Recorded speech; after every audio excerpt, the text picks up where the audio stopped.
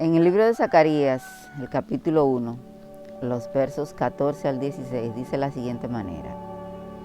Y me dijo el ángel que hablaba conmigo, clama diciendo, así ha dicho Yahweh de los ejércitos, celé con gran celo a Jerusalén y a Sión, y estoy muy airado contra las naciones que están reposadas, porque cuando yo estaba enojado un poquito, ellos agravaron el mal. Por tanto, así ha dicho Yahweh, yo me he vuelto a Jerusalén con misericordia, en ella será edificada mi casa, dice Yahweh de los ejércitos, y la plomada será tendida sobre Jerusalén. Es interesante ver cómo Zacarías, el capítulo 1, comienza con palabras de consuelo y de esperanza a Jerusalén. ¿Qué era lo que estaba pasando? En el marco histórico, o mirando qué era lo que estaba pasando, muchos habían ido ya a Jerusalén a vivir, pero no, por así decir, oficialmente. Porque recuerden que después de los babilonios vinieron los medo-persas a controlar toda la zona. Y el Eterno le llamó una y otra vez la atención al pueblo a Jerusalén, diciéndole que se entregaran a Babilonia, que hicieran las paces, etcétera, porque el Eterno lo había puesto como líder de la zona. Pero ¿qué pasa? Sabemos la historia, o conocemos más o menos algunos detalles con relación a Sedequías, que por prestar atención a sus consejeros, no cedió a la demanda del Creador de entregarse voluntariamente a Babilonia. Los babilonios vinieron y destruyeron el templo. Se llevaron las columnas de bronce, se llevaron el oro, absolutamente todo. Saquearon el templo completamente. Y dejaron a Jerusalén en una ruina. Luego sabemos que Babilonia fue conquistada por los medos y persas y que también se volvió ruinas. Pero en esta parte todavía no se había reconstruido el templo, todavía las ruinas, las murallas de Jerusalén no habían sido reconstruidas. Y se le empezó a animar cuando el gobernador de Jerusalén recibió aliento por medio de Zacarías. Pero el versículo que ya me llamó más la atención fue el versículo 15 que dice, y estoy airado contra las naciones que están reposadas, porque cuando yo estaba enojado un poco, ellos agravaron el mal. El Eterno estaba enojado con Jerusalén y vinieron los babilonios y no solamente ejecutaron la ira del Eterno, sino que se exageraron en el castigo. Vemos que en el capítulo, que en esos versículos vemos la palabra celo, enojo, ira, piedad y despreocupación. Porque el versículo 14 dice que el Eterno ha celado a Sión con gran celo. No es de extrañar que una persona celosa sienta ira, sienta recelo, pero en realidad, o sea, un celo santo, no como el que nosotros conocemos que llega hasta la muerte, sino es por amor. Y vemos como cuando dice el Eterno, yo estaba irado un poquito, pero ellos agravaron entonces la situación y la pusieron peor. Pero yo todavía extenderé mi amor, mi paz, mi cordel, en otras palabras, serán edificadas Jerusalén, porque todavía el amor hacia ella no se había retirado. Pero cuando los que tienen Biblia electrónica pueden acompañarme, en el verso 15 de Zacarías 1, y vamos a darle a compare, y vean algo interesante.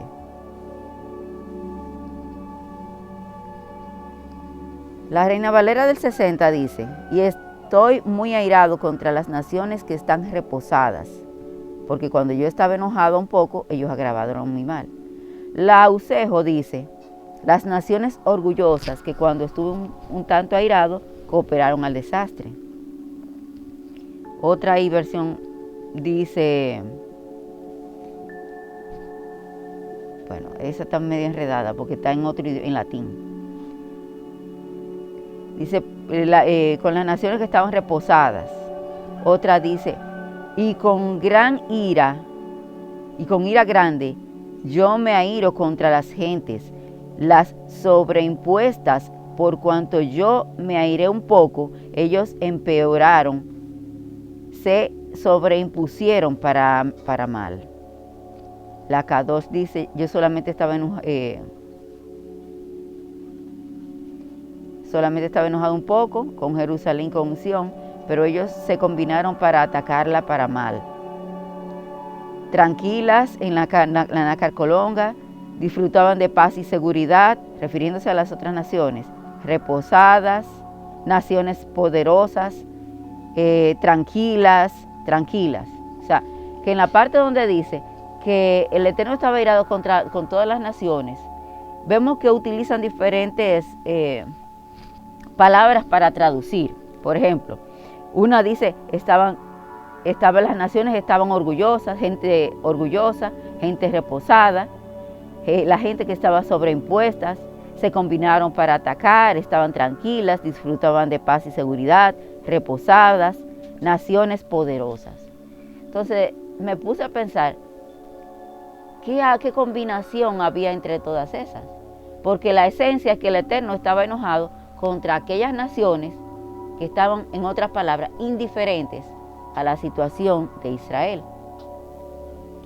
Vemos que los sinónimos que buscaron para traducir esa parte, que es diferente en muchas Biblias, hay algo que las conecta. Entre orgullo, reposo y combinación para atacar, tranquilas, que disfrutan de paz, seguridad y naciones poderosas, en otras palabras ricas. Vemos que cuando todas las cosas te están marchando bien, cuando la seguridad social impera, la nación prospera. Busqué la palabra sobreimpuestas, naciones sobreimpuestas, y dice que es añadir o poner algo encima a otra cosa.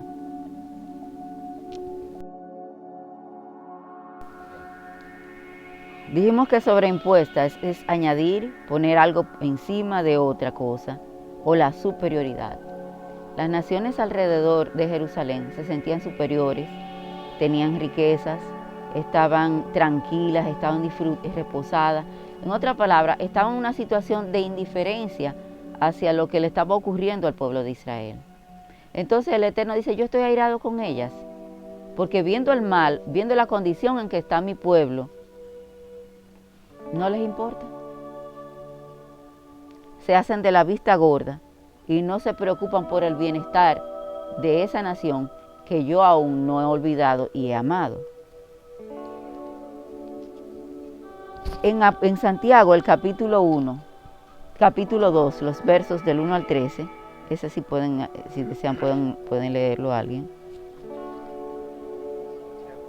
Santiago, capítulo 2, versos 1 al 13.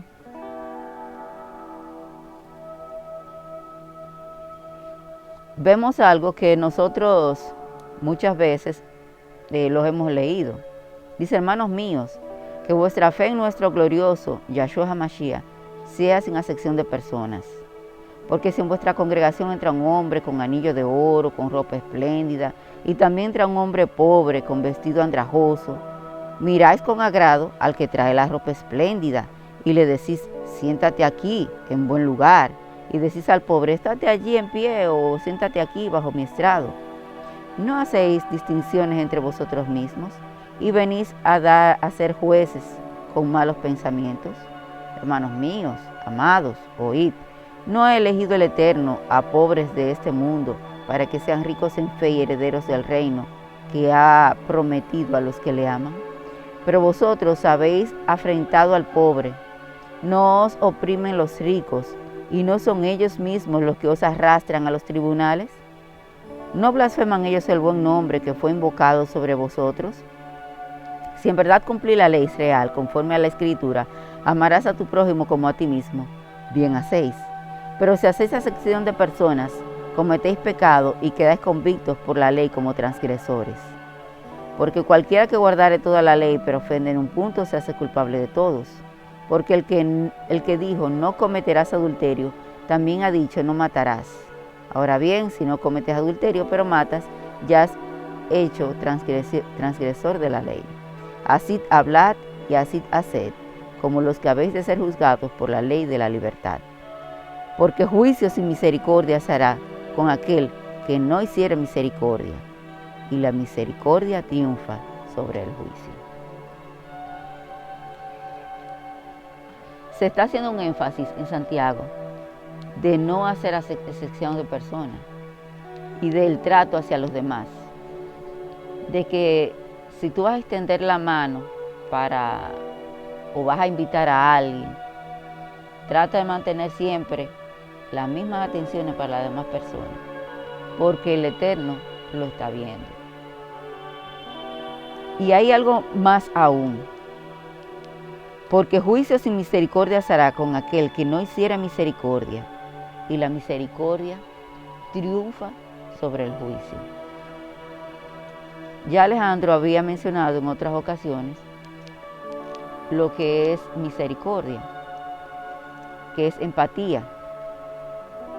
Pero según el diccionario, viene de la palabra griega latín, compasión hacia los que sufren y brindarles el apoyo. No es solamente compasión de ver lo que hay, qué pena, sino también extender la mano. Misere, de la palabra misere, que quiere decir miseria o necesidad, cor o cordis, corazón, y la, hacia los demás. En otra palabra, miseria, o sea, ver la miseria y la necesidad, sentirla con el corazón, pero hacia los demás, o sea, actuar. Misericordia no es solamente apenarse o lamentarse por una situación de otra persona, sino también que extender la mano para socorrer, para ayudar. Entonces, el versículo ya basado a eso dice que juicio sin misericordia, juicio sin misericordia, sin extender esa mano de ayuda, se hará con aquel que no hiciere la misericordia, y la misericordia triunfa sobre el juicio. Mirando retrospectivamente la vida de las Escrituras, vemos que el Eterno siempre, en todas las Escrituras, manifiesta misericordia hasta de su pueblo y hasta de todas las personas que lo necesitan. Y así lo mostró Yahshua cuando estuvo, nuestro Salvador, cuando estuvo aquí en la tierra. Vemos el caso, por ejemplo, de Dorcas. Dorcas era una mujer laboriosa y entregada a la labor social.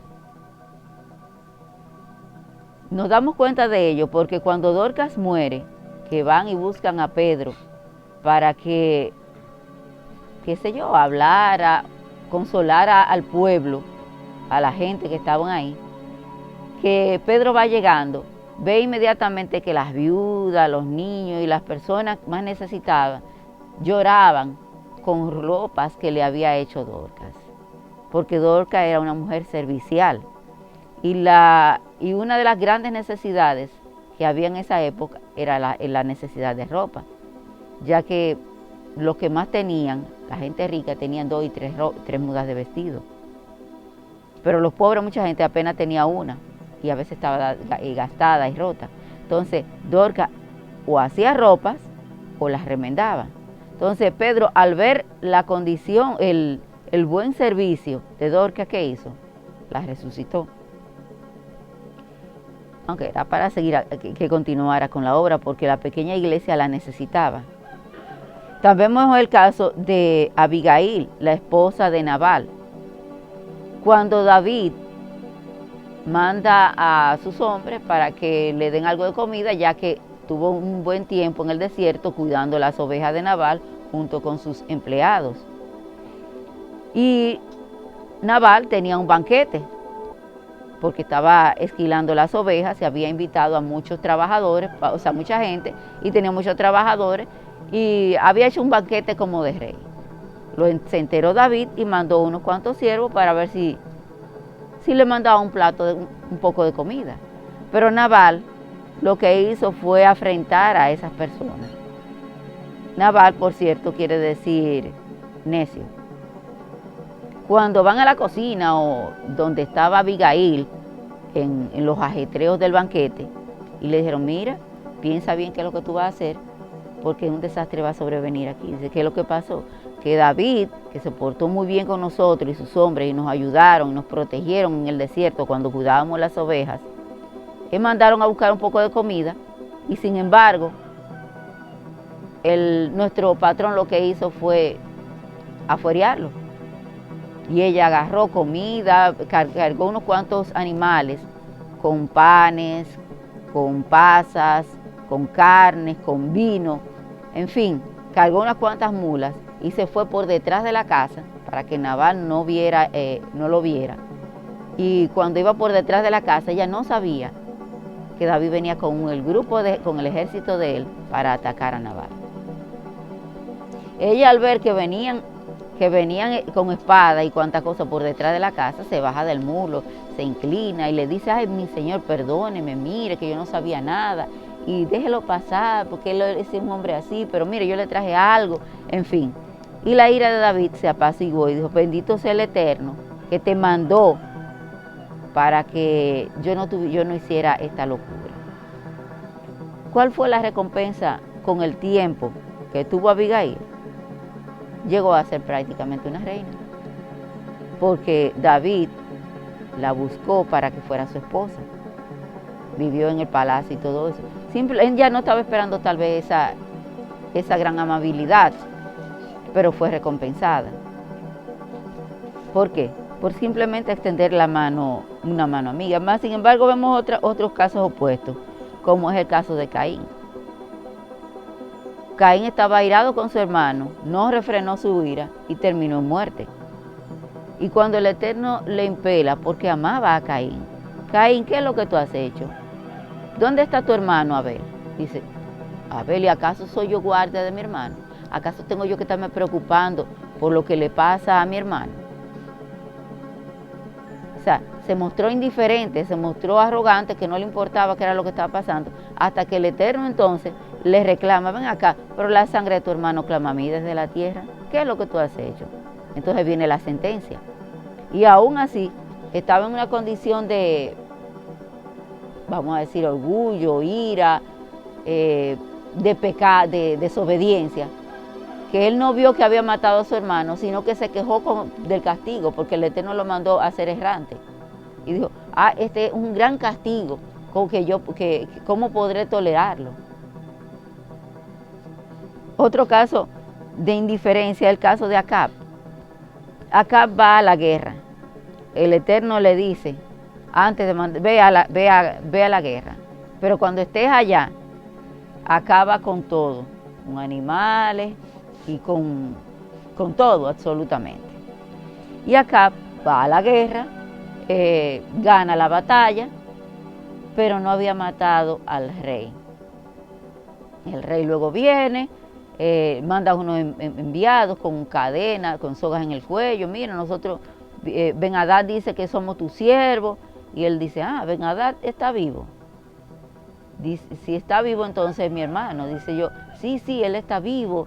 Y lo que hizo fue entonces hacer una alianza con Ben-Hadad. El Eterno le había dicho que acabara con todo. Pero él estaba haciendo entonces lo que él creía, a su juicio, que era más conveniente. Cuando ya el rey Acab estaba lo más tranquilo y lo estaba lo más feliz para regresar a su palacio, le sale un hombre al encuentro con un ojo vendado y un golpe en el otro lado. Dice, mi señor rey, salve, ayúdeme. Dice, ¿qué te puedo ayudar? ¿Qué es lo que te pasa? Tu siervo vino un señor, un general, y me dijo, mira, un superior, te encargo este reo. Tu vida es por la de él, o si no vas a tener que pagar un talento de plata. Y mientras yo estaba ocupado entre una cosa y la otra, el hombre se me fue, se me escapó. ¿Y saben cuál fue la sentencia de Acab? Indiferencia y no me importa. Si tú acabas de dar tu sentencia, vas a tener que pagar el dinero. Entonces, inmediatamente el muchacho, el soldado, que supuestamente él creía que era soldado, se quitó la venda y era un hijo de profeta. Y dice, o sea, no te importa. Así mismo, eso fue lo que tú hiciste. Tu pueblo será, tu nación será por aquella nación y vas a tener que pagar todo eso. Porque yo te encargué que mataras a ese rey y a toda esa nación y sin embargo te hiciste de la vista gorda. Acab se va enojado, en fin, y sabemos ya la suerte que le aconteció a Acab. Simplemente porque muchas veces se hicieron de la vista gorda. Hay más casos, podemos ver el caso de Rebeca, de Abraham y Lot. Rebeca va al pozo a buscar agua y hay un hombre que le pide agua. Ella con toda la amabilidad del mundo no solamente le da agua a ese señor, sino también le saca agua a los animales. Cortesía, amabilidad, servicio, y fue recompensada. No solamente con joyas, sino también que llegó a ser la esposa de Isaac, por así decir, un príncipe. También vemos el caso de Abraham y Lot. Lot se había apartado de Abraham y en ningún momento fue a pedirle ayuda. Pero sin embargo, al darse cuenta Abraham que su sobrino estaba secuestrado, había sido llevado cautivo, inmediatamente armó su gente y fue y lo rescató. El rey de Sodoma y de Gomorra le dijeron, no, solamente danos las personas y quédate tú con el botín. Abraham no lo quiso aceptar, solamente le dijo que para los hombres que andaban conmigo. Sin embargo, vemos que siempre de cada acción que nosotros hagamos, viene una recompensa. En Mateo 6, que no lo voy a leer, vemos que el Eterno también te dice, si tú vas a hacer algo, que tu mano derecha no lo sepa la izquierda, que sea un asunto del corazón y no simplemente para la gloria de los demás. Si tú vas a orar, no ores en las calles llamando la atención, ve a tu habitación y hazlo en secreto, que tu Padre que está en secreto te va a recompensar en público. El Creador, nuestro Padre Celestial, quiere que seamos solidarios, que nos interesemos y preocupemos por los otros, como si su destino o su situación fuera la nuestra. Pero lo fácil es mirar a otro lado y no preocuparnos, hacernos de la vista gorda, así como dice Zacarías 1:15. Se hicieron de la vista gorda y no se preocuparon por el destino de Israel. Pero ese no fue el ejemplo que nuestro Padre Celestial nos dio. Veamos una última exhortación que nos hace Isaías, el capítulo 58, los versos 6 al 12.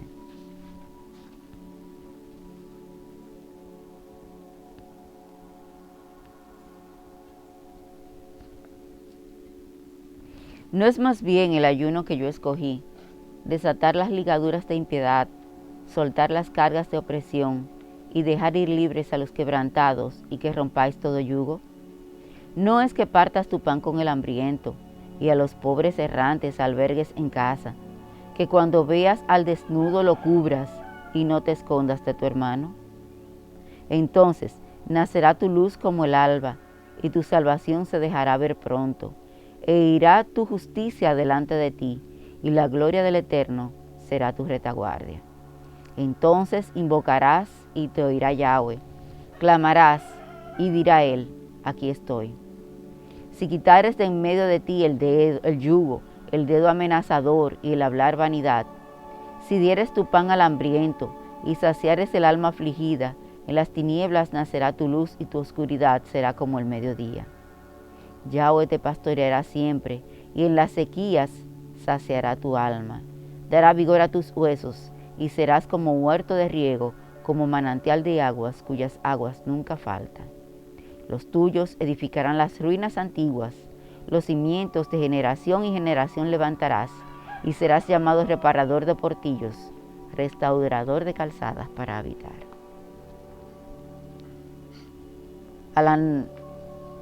A la naturaleza pecaminosa o a la naturaleza inclinada al mal, es más fácil, para evitar la fatiga, extender la mano y ayudar, tener misericordia. Pero nosotros no debemos vencer esa naturaleza, así como Pablo dijo. Como Pablo dijo, que lo que yo no quiero hacer, lo que quiero hacer no lo hago. Saber una lucha entre la carne y el espíritu, porque muchas veces cuando nosotros nos damos la vista gorda hacia los demás, muchas veces nos gusta que nos extiendan la mano cuando estamos en problemas o inconvenientes. Nuestro Padre Celestial quiere que seamos solidarios, que tengamos misericordia hacia los demás y que nos preocupemos por ellos, no solamente por decir, ay, me preocupo, sino también en extender la mano amiga. Que el Eterno nos fortalezca y nos permita siempre tener un espíritu dispuesto al servicio y a la ayuda de los demás. ¿Alguna pregunta?